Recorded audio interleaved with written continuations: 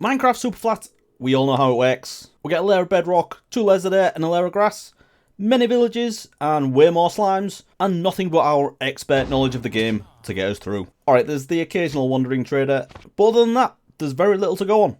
Let's get started. So on day 1, we just mark out the spawn point so we know where it is and start running, but a quick tip here is to up your render distance to see the villages from further away. So finding our first village, we set the spawn, raid the chests and get some food and saplings, which is great. Then onto the second village, a lot smaller here so not a lot going on, but stole some food from the farms and then stole a bed to explore further. Running west, I came across the third village and I stole the chest from the cartographers. I then found a leather helmet and some emeralds. Picked up some slime balls from around the golem, more food, and then I thought it'd be time to get some tools. So I chopped down a tree, crafted a wooden pickaxe, and then stole the cobble from the village houses and crafted a stone pickaxe. Stole a bit more cobble, and then another cartographer's chest and a cartography table. And then as the end of the first day approached, I decided to make a run for the fourth village in the distance. And then in the fourth village, got a bit more food, and then slept the night to keep the villagers safe. On day 2, we explored the rest of the fourth village, got a bit more food, a lectern and bookshelves, which is a big deal because sugarcane and paper may be hard to come by in this world. Carried on west to the fifth village, I stole a few hay bales, a blast furnace, and then carried on west again. In the sixth village, not a lot there, so just carried on west and made it to the seventh village and slept another night. In the seventh village, grabbed a few more books, and then moved along to the eighth village, which was a zombie one, so we crafted a sword, got some string from the cobwebs, and the first blacksmith. In here, we found iron armour and a saddle, which is an absolutely great find, and then went to grab the lava, but no iron for a bucket. And no golems in the zombie village, so I'll need to come back for this. I changed direction to north to stay around 2,000 blocks from spawn, because I think this is the best idea for finding strongholds. And there are strongholds generated in this world. They may be floating in the air a bit, but they are there, so we can get to the end. Got to the ninth village, and now I have a tamed horse to make this process much quicker. Carried on north, then came to the 10th village, so I slept through the night there, keep everything safe, and killed first iron golem, back on my horse, and continued north. I then skipped through the 11th and 12th, and 13th, I found a golem, and I did kill it, but this nearly went very badly. Then changing direction again, rode east. 14th, I found another saddle and a few more emeralds, and then the 15th, we had another blacksmith, so got some iron horse armour, and crafted buckets and took both lava sources. Carrying on east to the 16th village, killed another golem. Forgetting I could have just used the lava bucket, but it's okay because I'm a pro. And then slept through the night again. So on day 5, I carried on east, and just a bit further, I discovered a stronghold, a ruined portal, and a village close by. So I've decided to settle in this village so I'm close to the stronghold when I'm ready for it. Got the basics going by setting up a storage area, explored the village and moved all the beds and workstations to the centre to group the villagers together. Then slept through the night, so I spent the next few days destroying the village, ripping everything down. So I have a few plans here and it does not include standard villager houses. But while I was doing that, something absolutely amazing happened. We got our first wandering trader, and on day 8, I was not expecting this and had an absolutely perfect trade. I got sugarcane from the wandering trader, so happy about that. That is going to make such a difference early on. So after destroying the village, on day 11 I started doing a bit of farming, so we got the sugarcane down, all of the basic crops, and a place to grow oak trees so we could start chopping down plenty of wood. I then started to get really bored of killing slimes, so I decided to fence in the villages to keep them safe. Maybe this means I can start working through the night as well. On day 12 we moved on to that essential thing of a cobblestone generator. Cooked up some stone, did a really basic double setup, and I did get this wrong the first time, but I eventually got it working and mined until night, and then chopped down a few trees. Day 13 we moved on to protecting the village, so enclosed the village with fences, spawn-proofed a few slime chunks, and with the village secure, spent the night mining cobblestone. On day 14 we did a bit more slime chunk proofing, and that's it for the day really. Spent the night chopping down trees and mining cobble. Day 15 was another essential thing to get done early, and that is an iron farm. So I've just decided to go for a quick passive farm. It only works during the day, but we don't need a zombie, so that is a very easy thing to set up. Got 4 villagers in there and give them some food so they'll breed a 5th one. I started day 16 finishing the iron farm, then got on with a bit of trading. I crafted some smithing tables with my last iron, but I need emeralds. So I started with a lectern to get the librarian, and the plan here was to use paper. But the first trade I got was mending for 12, but no paper trade. So I decided to use the cartographer, as I had a cartography table, traded the paper there for emeralds, and that meant I could lock in the librarian with that mending trade. Then crafted a few composters and traded the carrots with the farmer. On day 17 we picked up our first farmed iron, which is great. Gone with doing farming a few of the crops, and then because we've got the iron coming in now, I crafted myself an iron pickaxe and an axe. Put my new axe to good use and started chopping down a few trees, extended the sugarcane farm, and then slept through the night again. On day 18, I went exploring for a fletching table, as I wanted to get a stick trade, and I don't have an easy way of getting flint at the minute until I get into the nether, but I'd lost my horse, so I grabbed a spare saddle and went exploring. I eventually found another horse, raided a few chests, and I grabbed some lava from a ruined portal and also found a flint and steel. Then slept through the night again, and on day 19, found another village, raided a few workstations, but unfortunately no fletching table. Then another village, we got a blacksmith, and this time we had obsidian. Rode through the night in the rain to get home, and I came up with the idea of leveling up a stonemason to get dripstone, which could be useful for some building, but for that I need stone, so I spent the rest of the night mining cobble. On day 20, we started on the stonemason, selling clay and stone. I started on the armourer, but this can be very expensive this early, so I raided the ruined portal near the stronghold, and this one had flint. Great result. I crafted fletching tables and slept as villagers aren't that much use at night. On day 21, got on with trading the sticks, levelled up the armour a little bit, and then spent the rest of the day trading with the villagers for emeralds and to level them up to the better trades. Then after that I was just mining cobble with my new efficiency 2 pick, but it was a little bit too fast, so I upgraded and built myself a stone generator, which will be great once I get a silk touch pickaxe. On day 22,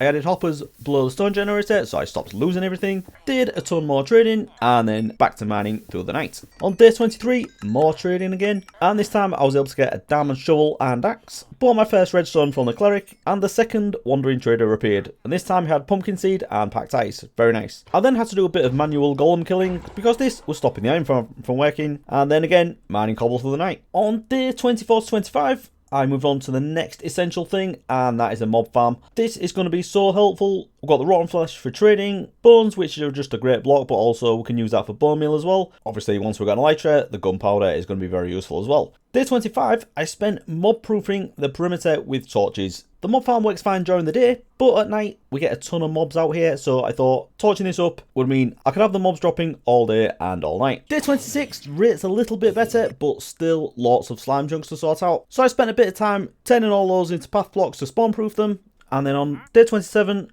another wandering trader, and this one, another great one. We got moss and kelp, so those are two farms that I could possibly do very soon and would both be very useful. Continued with a bit more trading and leveled up the toolsmith and bought a diamond pickaxe. Nice. This allows me to mine the obsidian from the ruined portal, so I can now build another portal and go through to the nether. I spent day 28 exploring the nether. Unfortunately, the portal spawned completely enclosed in a cave, so I picked a direction and started digging. Found a crimson forest, but it's okay because I've got gold boots, so just need to avoid the hoglins. Found a nether fortress and a blaze spawner. I did kill a few blaze, but they beat me up a bit. I did explore for quite a long time, killed a few wither skeletons and even got a skull. Not what I'm looking for, but I'll take it. Killed a few more blaze, but then I ran out of food, so I ran away.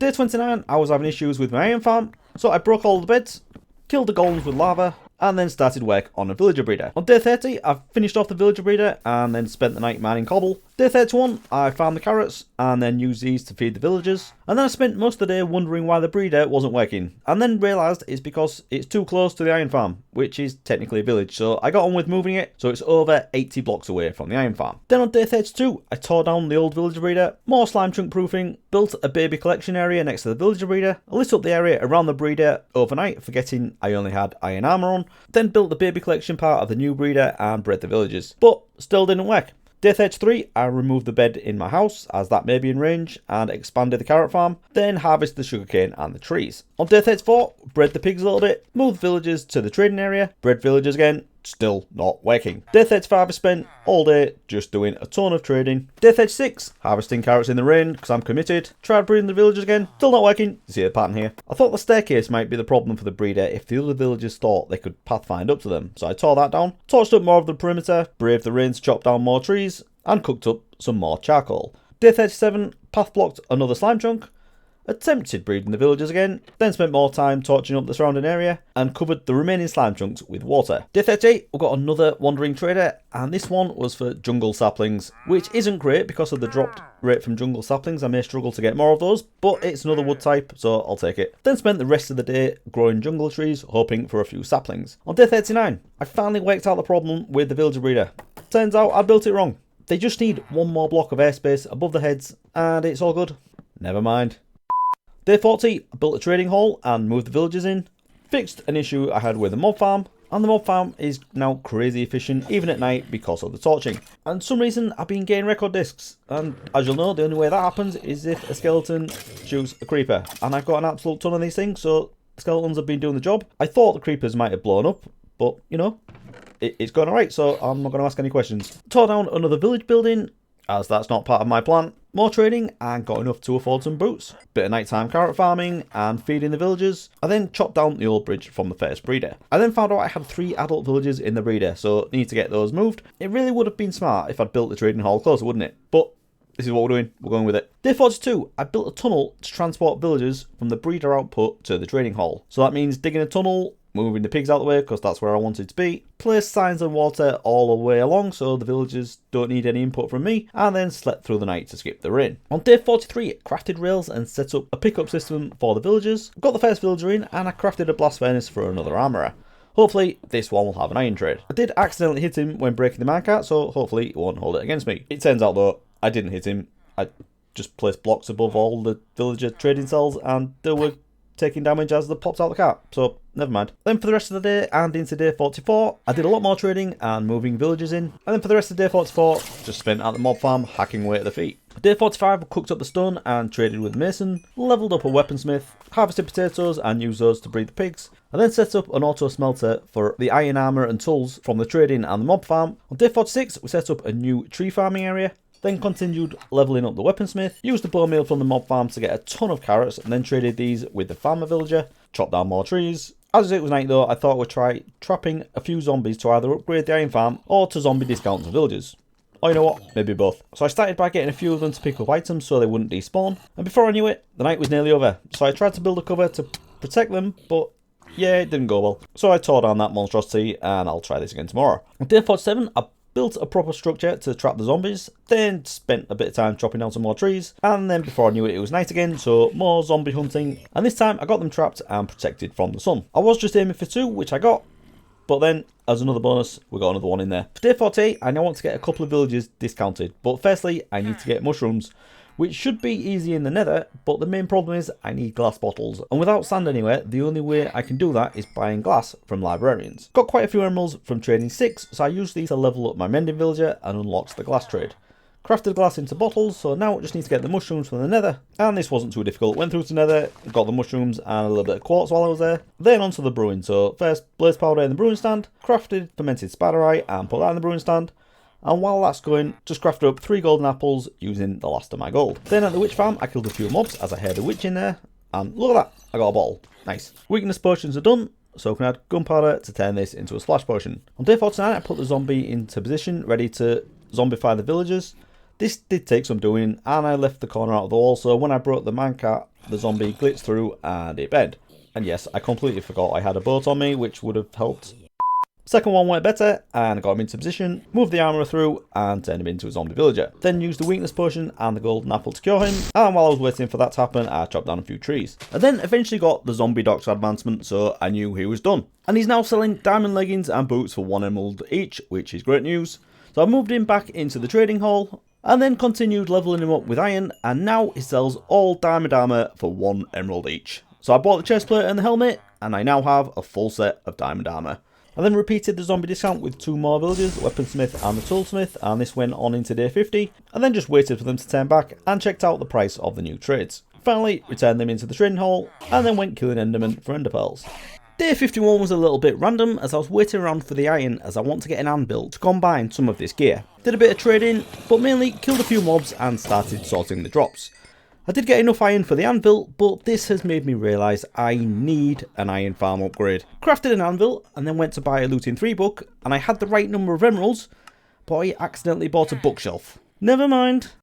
I also realised I will be able to buy ender pearls from the cleric, so I decided to start levelling him up. But at night, I still went out and killed more endermen anyway. Day 52, I thought I'd explore the stronghold to see how many eyes I actually need.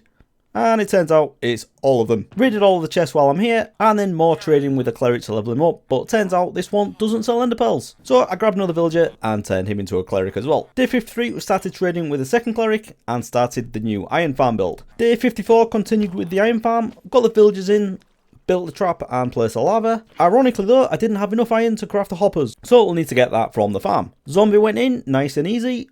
and the first golem spawned outside the farm, but that is expected, so just need to clean up all this junk and then turn all this grass into path blocks, and that should be it. Day 55, slabbed the top of the farm and removed the stray golems. And that's it, all done. Took the iron and turned it into emeralds, then leveled up the second cleric, and it has an ender pearl trade. Result. After abusing the trades for the day, I headed on a resource trip to the Nether as I want some materials for a storage building. So on day 56, I started in a fortress for nether brick, and then when I got back to the portal, I was looking over this ravine, and I got shot by a skeleton and fell to my doom. I did get my stuff back though from this massive drop, and then when I got back home, another skeleton was waiting for me. Before long though, it was night again, and I'd broken a few torches around where the zombie trap was, so I had a bit of a mob issue. For the rest of day 56 and into day 57, I was digging and bridging across the nether to find the different biomes. I broke my pick though, so I had to run back for another. So to make it easy, I grabbed a ton of stone picks and got back again. Then day 58 I spent mining blackstone and basalt in the basalt delta, got through the picks quickly and didn't bring any wood to make more. So I started to battle my way home but ran into a crimson forest on the way, so I grabbed some wood from there and crafted some more picks. And doing a bit of digging, I got the hot tourist advancement, meaning I'd found every biome, and that means there must be a warp forest right here because I haven't seen one yet. So I should definitely use this to get a few more ender pearls. Day 59 started mining the warp logs and killing endermen, but then I ran out of food, so I ran home. When I got back, I cleared my inventory, grabbed ladders, food, and bought another diamond pick. So then back into the nether, and instead of going far away, this time I dug down to the debris level, hoping to find some patches of blackstone. It didn't take too long before I found the first, so I cleared all of that out, and then carried on, and my next find was ancient debris. Bin of 3, which I can't complain about. On day 60, I continued mining for blackstone, and dropped it off back at home, then decided to go back and find another fortress near the warped forest. This thing is absolutely huge, so I placed plenty of compasses along the way to guide me back, found some nether wart fairly quickly, so I then raided all the chests. I found plenty of gold, saddles and horse armour, but then the best find, diamonds! Now normally this is a good find, but in Superflat this is huge, because I can't mine diamonds anyway, I can only find them. I can now craft an enchanting table and finally get some good enchants. On day 61, it was time to find my way out, and luckily for me, blazes had spawned around every single corner. I got back and planted the nether wart, craft the enchanting table, but I was one obsidian short. So I used the lava, turned that into obsidian, and then crafted the enchanting table.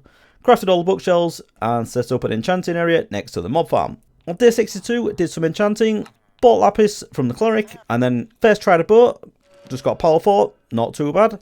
Then on the sword, I got unbreaking 3, sweeping edge 3, and sharpness 4. Nice. First pickaxe, got efficiency 3, unbreaking 3, and fortune 2. I combined this with an efficiency 3 pick I already had to get efficiency 4. And then on my second pick, I got efficiency 4, unbreaking 3, and silk touch. Can't complain about that.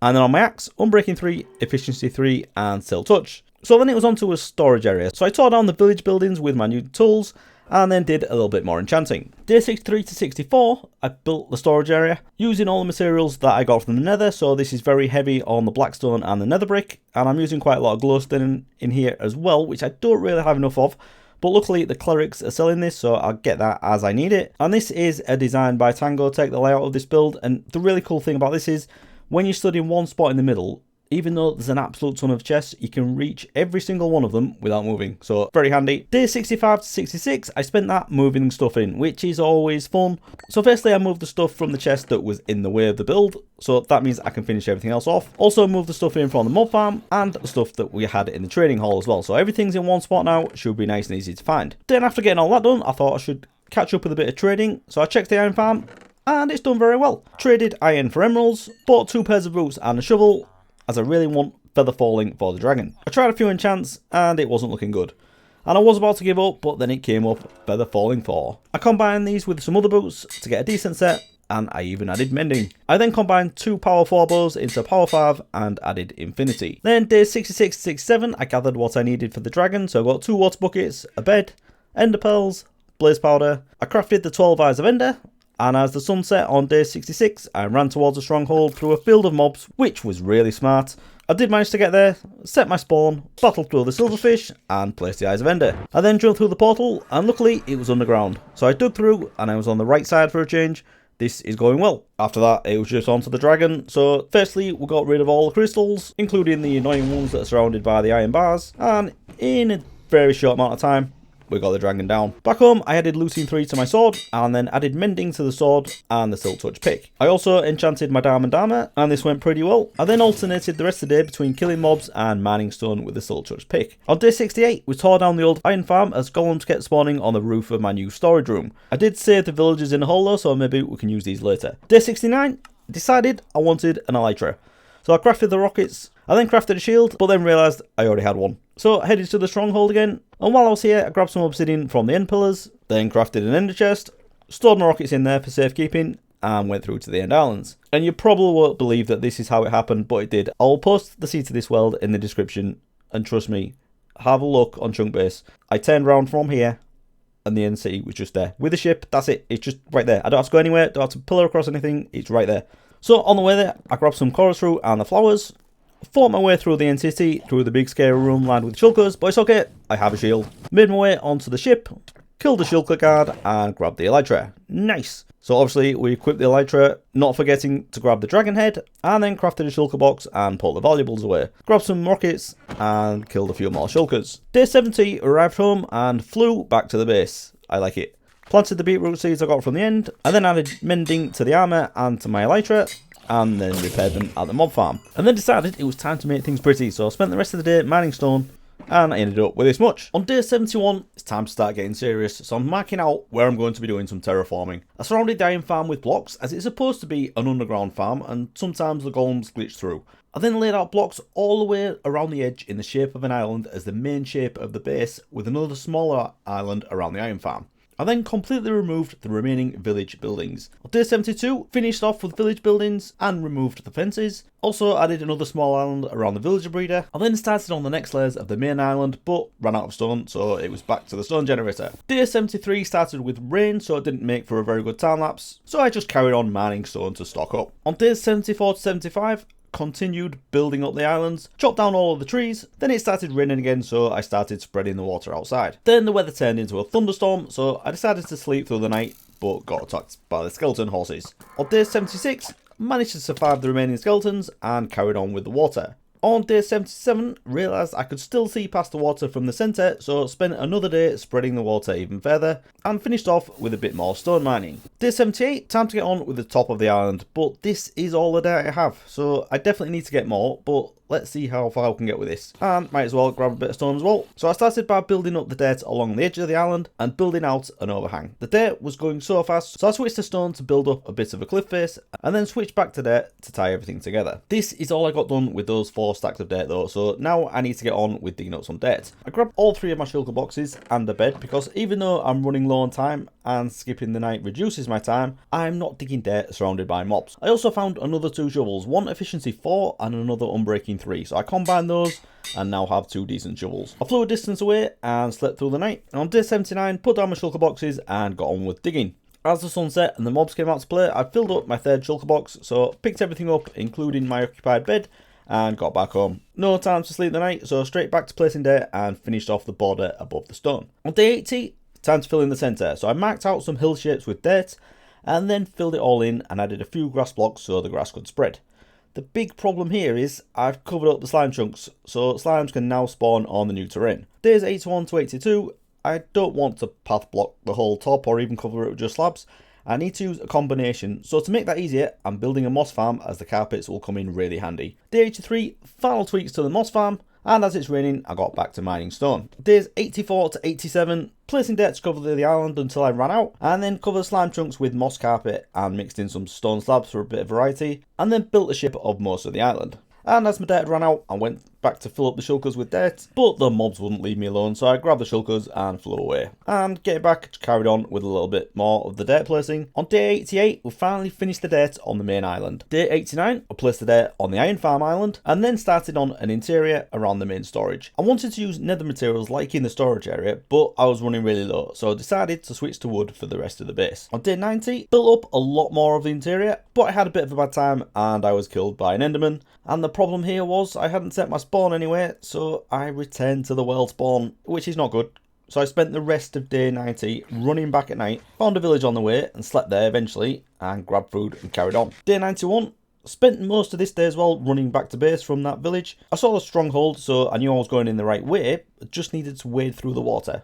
definitely should have made a but. So the last thing I did on day 91, got back to a bit of building, and I did the staircase from the storage up to the surface of the island. Day 92, carried on with building in the interior and did the main hallway, and then I started building a house around the staircase. Days 93 to 94, I chopped down the jungle trees because I needed the wood, and one of them was in the way of my beautiful roof. Finally got the house finished off, and I moved the stone generator as I didn't want to burn down the rest of the build, which is made of wood. Also, it looks a lot cooler now. Day 95 got on with a little bit of interior decorating, so we got all the floor done. And then days 96, 97, more decorating inside, so we got the walls done before moving on to the trading hall ceiling. Finished off the nether portal so it fit in with what else we've got going on. And then a bit of resource gathering, we planted and chopped some oak trees, and then cooked up some stone and smooth stone. As we approach the end, on days 98 to 99, I built this little dock outside just to have some interesting things going on the outside of the island. And of course, this meant mining a little bit more stone. And would you believe it, on the last day, the last replay recording I did didn't work. So on day 100, I built this little path just outside, and I do have a few more bits just to finish off. So if we just head inside and downstairs, just got a few blocks missing around the enchanting area, so I'm just putting some blocks at the side, strip logs on top, both corners, and then one on this side, and I think that should do us. Then just finish off the roof, nice and simple, keep it with the jungle planks, and basically the same thing all the way around. So just next to the mob farm, just putting a few more planks in there, adding the stairs where I've missed them, and then same again around the mob farm, and then a few more little walls, and I think that's about it. So there we go, that is my first attempt at 100 days in Superflat Minecraft, and I am very pleased with how it's gone. Made a few mistakes, and a couple of things would change if I could do it again, but let me know if you want to see another 100 days in this world, or maybe just another one. So remember to leave a like if you've enjoyed this video, and if you really liked it, please consider subscribing. But for now, I'm going to leave it there. Thanks for watching everyone, bye bye.